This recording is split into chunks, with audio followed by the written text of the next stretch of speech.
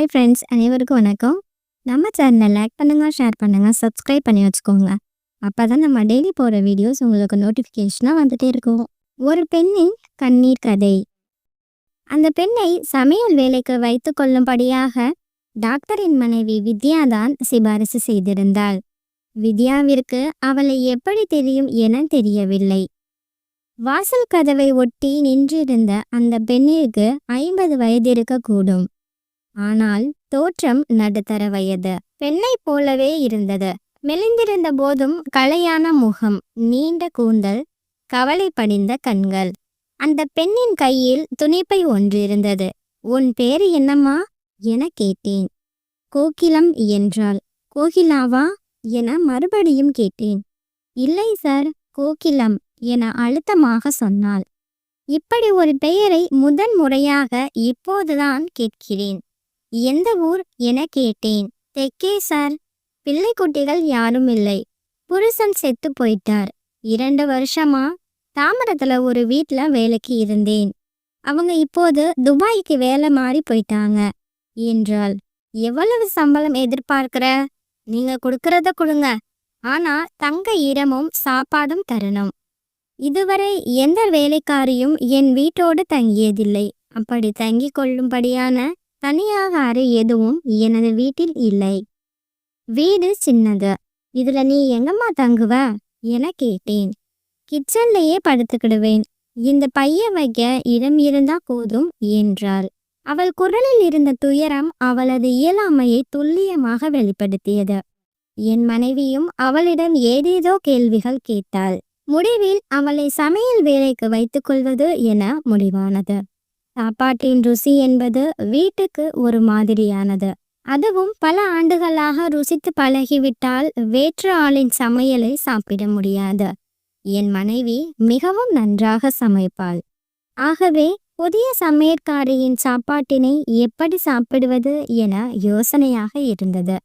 ஆனால் என் மனைவி கால் முறிவு ஏற்பட்டு படுக்கையில் கிடந்து இப்போதுதான் தேடி வருகிறாள்.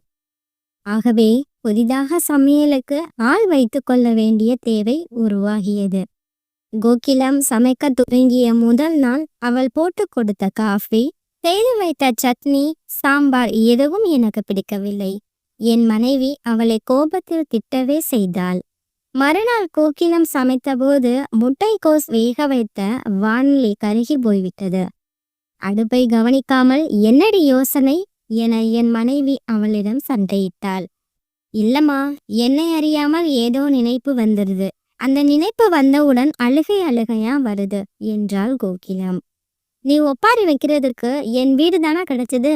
கவனமா வேலை பார்க்கறதா இருந்தா இரு, இல்ல வேற வீட பார்த்துக்கோ என என் மனைவி அவளை விரட்டினாள். கோகிலம் சேலை முந்தானையால் அழுகையை துடைத்தபடியே சரிம்மா என்று கரிபிடித்த வானலி கீழே இறக்கி வைத்தாள். கோகிலம் எப்போது சாப்பிடுவாள், எப்போது குளிப்பாள் என யாருக்கும் தெரியாது. நாங்கள் எழுந்து கொள்வதற்கு முன்பாக அவள் குளித்து தயாராகி காஃபி டிகாஷனை போட்டு வைத்திருப்பாள். சமையற்கட்டின் ஓரத்தில் எதையும் விரித்து கொள்ளாமல் வெறும் தரையில்தான் படுத்து கொள்வாள். சமையல் வேலையில் அந்த நேரங்களில் டிவி பார்ப்பதோ அரட்டை அடிப்பதோ எதுவும் கிடையாது. அவளாகவே கடைக்கு சென்று காய்கறிகள் வாங்கி வருவாள். பைசா சுத்தமாக சில்லறை மீதம் தந்து விடுவாள். சமையல் வேலைகள் தவிர்த்து வீட்டை சுத்தம் செய்வது, பூச்செடிகளுக்கு தண்ணீர் ஊற்றுவது, படுக்கை விரிப்புகளை சுத்தம் செய்வது, செருப்பை கழுவி துடைத்து வைப்பது என சகல காரியங்களையும் கர்ம சிரத்தையாக செய்து கொண்டிருந்தாள். இந்த நாளில் அவளது சாப்பாடு எங்களுக்கு பிடித்து போக துவங்கியது. வீட்டில் நானும் என் மனைவியும் மட்டுமே இருந்தோம். மூத்த மகன் மும்பையில் தன் மனைவி பிள்ளைகளுடன் இருந்தான். இளைய மகள் டெல்லியில் வசித்து வந்தாள். அவர்கள் விடுமுறைக்கு வருவதோடு சரி. நான் வங்கி பணியில் ஓய்வு பெற்றவன் என்பதால் அடிக்கடி நண்பர்கள் என்னை பார்க்க வீடு தேடி வருவதுண்டு. அப்படி ஒரு முறை 4-5 நண்பர்கள் வந்திருந்த போது கோகிலம் கேரட் அல்வா செய்திருந்தாள். அப்படி ஒரு சுவையான அல்வாவை சாப்பிட்டதே இல்லை என நண்பர்கள் புகழாரம் செய்தார்கள். அல்வாவை ஸ்பூனில் எடுத்து வலித்து தின்றான் ஒரு நண்பன். கோகிலம் அந்த பாராட்டுகளை கேட்டு கொண்டதோடு சரி. அதை நினைத்து பெருமைப்பட்டதாகவோ சந்தோஷம் கொண்டதாகவோ தெரியவில்லை. விதவிதமான சிற்றுண்டிகள், காய்கறி வகைகள், துவையல்கள், இனிப்பு வகைகள் என செய்து கொடுத்தபடியே இருந்தாள். மாத சம்பளத்தை அவளிடம் தந்தபோது, நீங்களே வைத்துக் கொள்ளுங்கள், தேவைப்படும் போது வாங்கிக் கொள்கிறேன் என்றாள். உண்மையில் அவள் வந்த 1 மாத காலத்தில் நானும் என் மனைவியும் 1 கிலோ எடை அதிகமாகியிருந்தோம். கோகிலம் என் மனைவியின் தங்கையைப் போலவே ஆகியிருந்தாள். ஒரு நாளில் 1000 முறை கோகிலம் கோகிலம் என என் மனைவி அவளை அழைத்தபடியே இருந்தாள். அவளும் சுணக்கமின்றி ஓடி ஓடி வந்து உதவிகள் செய்தாள். சில நேரம் நாங்கள் சினிமாவிற்கு போகும்போது அவள் வீட்டில் தனியாக இருப்பாள். ஒரு முறை நாங்கள் திருப்பதி போய் வந்தபோது 2 நாட்கள் அவள் மட்டுமே வீட்டில் இருந்தாள். வீடே காலியாக இருந்தாலும் அவள் சமையல் கட்டில்தான் உறங்கினாள். ஒரு பைசாவை எடுத்து செலவழிக்கவில்லை. சுவையான எந்த உணவையும் சாப்பிடுவதில்லை. ஒருமுறை கோகிலம் சாப்பிடும்போது மறைந்திருந்து பார்த்து கொண்டிருந்தேன். வெறும் சோறு, அதில் கொஞ்சம் தண்ணீர், தொட்டுக்கொள்ள ஊறுகாய். ஏன் இந்த பெண் இப்படி பிடிவாதமாக இருக்கிறாள் என ஆத்திரமாக வந்தது. என் மனைவியிடம் சொல்லி அவள் விரும்பியதை சாப்பிடும்படியாக சொன்னேன். அதை கேட்ட என் மனைவி சொன்னால், நானும் சொல்லி பார்த்துட்டேன், அவள் கேட்க மாட்டா. மும்பையிலிருந்து என் மகனும் மருமகளும் பேர பிள்ளைகளும் வந்திருந்த போது கோகிலத்தின் விருந்தை சாப்பிட்டு மயங்கி போனார்கள். தன்னோடு அவளை மும்பைக்கு அழைத்து போய்விடுகிறேன் என மகன் சொல்லிக் கொண்டிருந்தான். மருமகளும் கூட கூப்பிட்டாள்.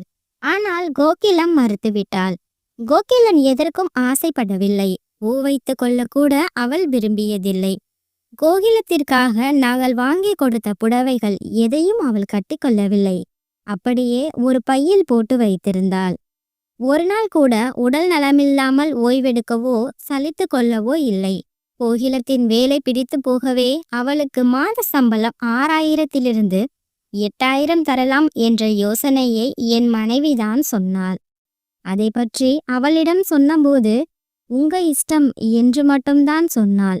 என்ன பெண்ணிவள், எதற்காக இப்படி பகலிரவாக வேலை செய்கிறாள்? சம்பளத்தை பற்றி பெரிதாக நினைப்பதே இல்லை. யாரை பற்றியும் ஒரு வார்த்தை தவறாக பேசியதில்லை. தன் கஷ்டங்களை சொல்லி புலம்பியதில்லை. இவளைப் போல வேலையால் கிடைப்பது கஷ்டம் என நினைத்து கொண்டேன். ஒரு நாள் கோகிலம் என்னிடம் தயக்கத்துடன் கேட்டான். நாளைக்கு காலையில பூந்தமல்லி வரைக்கும் போயிட்டு வரணும். அரை நாள் லீவு வேணும் சார். என்ன வேலை என்று கேட்டேன். பதில் சொல்லவில்லை. பேசாமல் நின்று கொண்டிருந்தாள். சரி, போயிட்டு வா என்றேன். டிஃபன் செஞ்சிடும் போதே மதிய சமையலும் சேர்த்து வச்சுட்டு போயிடுறேன். வர்றதுக்கு 3 மணி ஆயிடும் என்றாள். அதெல்லாம் நாங்க பார்த்துக்கிறோம், நீ போயிட்டு வா. அம்மாவுக்கு தைலம் தேய்ச்சி குளிக்க வைக்கணும். அதை சாயங்காலம் செய்திடலாம். அதெல்லாம் பிரச்சனையே இல்லை கோகிலம் என அனுப்பி வைத்தேன். அவள் மறுநாள் காலை 8 மணிக்கு வெளியே கிளம்பி போனாள். என் வீட்டிற்கு வந்த 6 மாதங்களில் முதன் முறையாக அப்போதுதான் வெளியே கிளம்பி போயிருக்கிறாள். யாரை பார்க்க போகிறாள், என்ன வேலையாக இருக்கும் என யோசித்து கொண்டே இருந்தேன். என் மனைவி கோகிலம் சில சமயம் காசை முடிந்து வைத்து சாமி கும்பிடுவதை கண்டிருப்பதையும் ஒருவேளை கோவிலுக்கு போய் வரக்கூடும் என்றும் சொன்னாள். கோவிலுக்கு போவதற்கு சொல்லிக் கொண்டு போகலாம் தானே என்று கேட்டேன். அது அவ சுபாவம், எதையும் யார்கிட்டையும் சொல்ல மாட்டா என சிரித்தாள் மனைவி. அன்று மாலை கோகிலம் 4 மணிக்கு திரும்பி வந்தாள். அவள் முகம் இறுகி போயிருந்தது. தன்னை நம்பியவர்களை அப்படியே விட்டுவிட்டு போய்விட்டோம் என்பது போல அவள் மன்னிப்பு கேட்டுக்கொண்டாள். வந்த வேகத்தில் அடுப்பை பற்ற வைத்து சுவையான உளுந்து வடையும் காஃபியும் கொடுத்தாள். எங்கே போனாள், யாரை பார்த்து வந்தாள் என எதையும் சொல்லிக் கொள்ளவில்லை. மறுநாள் என் மனைவி சொன்னால், கோகிலம் ராத்திரி பூரா அழுதுகிட்டே இருந்தா. கேட்டா ஒண்ணுமில்லைங்கிறா. யாராவது செத்து போயிருப்பாங்களா என கேட்டேன். தெரியல, ஆனா அவளை பார்க்க பாவமா இருக்கு. கோகிலம் மறுநாள் முதல் இயல்பாகி போனாள். நாங்கள் எதையும் கேட்டுக்கொள்ளவில்லை. 10 நாட்களுக்கு பிறகு ஒரு மதியம் காலிங் பெல் அடிக்கும் சத்தம் கேட்டு நான் கதவை திறந்தேன். வாசலில் 30 வயதுள்ள ஒரு ஆள் நின்று கொண்டிருந்தாள். என்ன வேணும் என கேட்டேன். எங்க அம்மாவை பார்க்கணும் என்றான். உங்க அம்மாவா, யாரு என கேட்டேன். கோகிலம் என்றான். கோகிலத்திற்கு யாரும் இல்லை என்றாலே என்ற குழப்பத்துடன் சமையல் அறைக்கு போய் அவளை அழைத்தேன். வெளியே வந்தவளின் முகம் அவனை பார்த்தவுடன் மாறியது. இங்க எதுக்கு வந்த என கேட்டாள். உன்னை யாரு இங்க வந்து வீட்டு வேலை செய்ய சொல்லி கட்டாயப்படுத்தினா? உன் தலைவிதியா என கேட்டான் அந்த பையன். நான் உழைச்சு சாப்பிடுறேன், உன்னை என்னடா பண்ணுது? அதான் எல்லாத்தையும் கொடுத்துட்டேனே, இன்னும் என்ன வேணும் என முறைத்தபடியே கேட்டாள். அம்மா, நான் செஞ்சது தப்புதான், அதுக்காக நீ யாரோ வீட்டுல வந்து எதுக்கு வேலை செய்யற? சும்மா உட்கார்ந்து சாப்பிட்டா கூட 30 வருஷம் சாப்பிடலாம். சொத்தை வித்த பங்குல உனக்கு சேர வேண்டியது 2 கோடி வந்திருக்கு. அது உனக்கு தான். அது ஒன்றும் என் பணம் இல்ல. காசு காசுன்னு நீதானே அலையிற, நீயே வச்சு அனுபவி என்றாள் கோகிலம். உனக்கு வேணாம்னா போ, ஆனா நாளைக்கு உனக்கு ஏதாவது ஒண்ணுன்னா கொல்லி போட நான் தான் வந்தாகணும், அத மறந்துடாத என்றான் மகன். ஏன், நான் செத்தா இவங்க எடுத்து போட மாட்டாங்களா என கேட்டாள். அதை கேட்டதும் எனக்கு சிலீர் என்றது. அந்த பையன் சொன்னான், உனக்கு காசோட அருமை தெரியல, 2 கோடிய வேணாம்னு சொல்லுற. பெத்த தாயேன்னு தான் திரும்ப வந்து நீயே வச்சுக்கோன்னு கொடுக்குற. வேற யாராவது இருந்தா முழுங்கி ஏப்பம் விட்டுருப்பான். நீயும் வேணாம், உன் கோடி ரூபாயும் வேணாம், கிளம்பு. இனிமே என்னை தேடிட்டு இங்க வந்தா என்ன பண்ணுவேன்னு எனக்கே தெரியாது. இங்க இருந்து போயிரு, போடா என்ன சொல்லிவிட்டு சமையல் அறைக்குள் போய்விட்டாள்.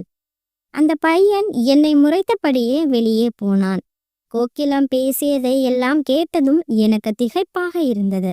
கோகிலம் வெறும் வேலைக்காரி இல்லை, 2 கோடி பணம் உள்ளவள், அதை விடவும் வசதியாக வாழ்ந்தவள். ஏதோ ஒரு பிடிவாதம் காரணமாக வீட்டை விட்டு வெளியேறி வந்து வேலைக்காரியாக இருக்கிறாள். கோகிலத்திடம் நாங்கள் எதையும் கேட்டுக்கொள்ளவில்லை. ஆனால் அன்றிரவு அவளாகவே வந்து சொன்னாள். எங்க வீட்டுக்காரரு பெரிய டிராவல்ஸ் வச்சிருந்தாரு. பூந்தமல்லியில பெரிய வீடு, 4 கார் இருந்துச்சு. நல்லா சம்பாதிச்சு மெயின் ரோட்ல ஒரு கல்யாண மண்டபம் கட்டி வாடகைக்கு விட்டிருந்தாரு. நெல்லையில 2 ஏக்கர் விவசாய நிலமும் இருந்துச்சு. எங்க வீட்லயும் 2 பேரும் வேலைக்காரிகள் இருந்தாங்க. எங்க வீட்டுக்காரருக்கு தினமும் சாப்பாடு ருசியா இருக்கணும், விதவிதமா ஆக்கி போடுவேன். திடீர்னு ஒரு நாள் பெங்களூர் போயிட்டு வந்துகிட்டு இருந்த என் புருஷன் ரோடு ஆக்சிடென்ட்ல செத்து போயிட்டாரு. கண்ணை கட்டி காட்டுல விட்டது மாதிரி ஆயிடுச்சு. என் மகனே என்னை ஏமாத்த ஆரம்பிச்சிட்டான். அவனுக்கு சேர்க்கை சரியில்லை. 1 வருஷத்துக்குள்ளே ஊர்பட்ட கடன். அவனுக்கு ஒரு கல்யாணத்தை பண்ணி வச்சேன். வந்தவ இன்னும் மோசம். 2 பேரும் சேர்ந்துக்கிட்டு என்னை வீட்டை விட்டு துரத்தி அடிச்சிட்டாங்க. அப்புறம் வீட்டு வேலை செய்து பிழைச்சிக்கிட்டு இருக்கேன். எப்படி வாழ்ந்த நாம இப்படி ஆகிட்டோன்னு நினைச்சுதான் வெறும் சொத்தை சாப்பிடுறேன். அதுலயும் உப்பு போடுறது கிடையாது. பெத்த வளர்த்த மகனே அடிச்சு விரட்டிட்டான். ஆனாலும் மனசு கேட்க மாட்டேங்குது. அவன் நல்லா இருக்கணும்னு காசு முடிஞ்சு போட்டு சாமி கும்பிடுவேன். எனக்குன்னு யாருமே இல்லை. அதான் இருக்கிற காலத்தை உங்களை மாதிரி யார் வீட்லயாவது ஓடிட்டு முடிச்சிடலான்னு நினைச்சிட்டு இருந்தேன். முந்தா நாள் பஜார்ல என் மகனா பார்த்தேன். கல்யாண மண்டபத்தை விற்க போறேன், உன் கையெழுத்து வேணும், பத்திர ஆபீஸ்க்கு வந்துருன்னு சொன்னான். அதை போடதான் நேத்து போனேன். 8 கோடி ரூபாய் வந்துச்சு. அதுல என் பங்கு 2 கோடி வச்சுக்கொன்னு கொடுத்தான். உன் பிச்சை காசு எனக்கு வேணாம் போன்னு உதறிட்டு வந்துட்டேன். நான் செஞ்சது சரிதானே சார்? எனக்கு அவள் பேசியதை கேட்க கேட்க மனதில் பாரம் ஏறியது, தொண்டை வலித்தது. இதை முன்னாடியே சொல்லியிருக்கலாம்ல. வசதியா இருந்த ஆளை யாரு வேலைக்கு வச்சுக்கிடுவா? அதுக்கா ஏன் வீட்டு வேலை செய்து கஷ்டப்படுற? அந்த பணத்தை வாங்கி பேங்க்ல போட்டுட்டு காலாட்டிக்கிட்டே வாழலாம்ல என கேட்டாள் என் மனைவி. நம்மால அப்படி வாழ முடியாதும்மா, நமக்கெல்லாம் உழைச்சு சாப்பிடணும். அது அனாமத்தா வந்த பணம், அதை வச்சிருந்தா 1000 பிரச்சனை கூட வரும். அந்த கர்மம் எனக்கு வேணாம். சோறு போடுறதுக்கு நீங்க இருக்கீங்க, படுக்க இடம் இருக்கு, இது போதுமா? அவள் சொல்வது உண்மை. ஆனால் இவளை போன்ற துணிவும் மன உறுதியும் எங்களுக்கு இருக்குமா என யோசனையாக இருந்தது. என் மனைவி அவளிடம் திரும்ப திரும்ப பணம் பற்றி சொல்லிக் கொண்டிருந்தாள். கோகிலம் அது தன்னுடைய பணமில்லை, தன்னை பெற்ற மகனை ஏமாற்றிய பிறகு யாரையும் நம்ப தயாராக இல்லை என உறுதியாக சொல்லிக் கொண்டிருந்தாள். சரி, அவள் இஷ்டம். எப்போது போல அவள் இந்த வீட்டில் இருக்கலாம். இனி அவளுக்கு எந்த ஆலோசனையும் சொல்ல மாட்டோம் என நாங்கள் முடிவு செய்தோம். மறுநாள் விடிய காலையில் நாங்கள் எழுந்து வந்தபோது கோகிலம் சமையல் அறையில் இல்லை. சிறிய கடிதம் மட்டுமே இருந்தது. அன்புமிக்க சுப்பிரமணியன் ஐயா, அம்மாவிற்கு. இத்தனை நாட்கள் எனக்கு சாப்பாடு போட்டு தங்க இடம் கொடுத்ததற்கு நன்றி. நான் யார் என்று தெரிந்த பிறகு முன்பு போல என்னை வேலை சொல்ல உங்களுக்கு மனம் வராது. ஒவ்வொரு முறை என்னை பார்க்கும் போதும் 2 கோடி ரூபாய் உங்கள் நினைவில் வந்து போகும். அது எனக்கும் சிரமம், உங்களுக்கும் சிரமம். ஆகவே வேறு ஊருக்கு வேலைக்கு போகிறேன். இதுவரை நீங்கள் சேர்த்து வைத்துள்ள என் சம்பள பணத்தை அம்பத்தூரில் உள்ள அனாதை காப்பகத்திற்கு கொடுத்து விடவும். அம்மாவிற்கு தைலம் தேய்த்து விட முடியாமல் போய்விடுகிறதே என்று மட்டும்தான் எனக்கு கவலை. என் சாப்பாடு உங்கள் இருவருக்கும் பிடித்திருந்தது என்பது மகிழ்ச்சி. பலசரக்கு கடைக்காரன் 26 ரூபாய் பாக்கி தர வேண்டும். பால் பாக்கெட் 1 கூடுதலாக போட வேண்டும். உங்கள் இருவரின் நினைவாக ஒரே ஒரு டம்ளரை எடுத்து போகிறேன். அதில் தண்ணீர் குடிக்கும் போதெல்லாம் உங்களை நினைத்து கொள்வேன். இப்படிக்கு உங்கள் வேலைக்காரி கோகிலம் என எழுதியிருந்தாள். அந்த கடிதத்தை படித்து முடித்தவுடன் வேதனை பீடித்தது. என் மனைவி படித்துவிட்டு வாய்விட்டு அரற்றினாள். நமக்கு தான் புத்தி இல்லை, ஆளை பார்த்து தப்பா எடை போட்டுட்டோம். விதவிதமா நமக்கு சமைச்சு போட்டு கவனிச்சிட்டா. அவளுக்கு நாம ஒண்ணுமே பண்ணல. இந்த பாவத்துக்கு என்ன பரிகாரம் பண்ண போறோம் சொல்லுங்க? எனக்கும் என்ன செய்வதென்னு தெரியவில்லை. சமையல் கட்டின் ஓரம் நாங்கள் கொடுத்த புது புடவைகள் அத்தனையும் ஒரு பையில் அப்படியே இருந்தன. அதை கையில் எடுத்து பார்த்தபோது என் மனைவி வெடித்து அழ துவங்கி இருந்தாள். தேங்க்யூ ஃபார் வாட்சிங். நம்ம சேனலை லைக் பண்ணுங்க, ஷேர் பண்ணுங்க, சப்ஸ்கிரைப் பண்ணி வச்சுக்கோங்க. அப்பதான் நம்ம டெய்லி போடுற வீடியோஸ் உங்களுக்கு நோட்டிஃபிகேஷனாக வந்துட்டே இருக்கும்.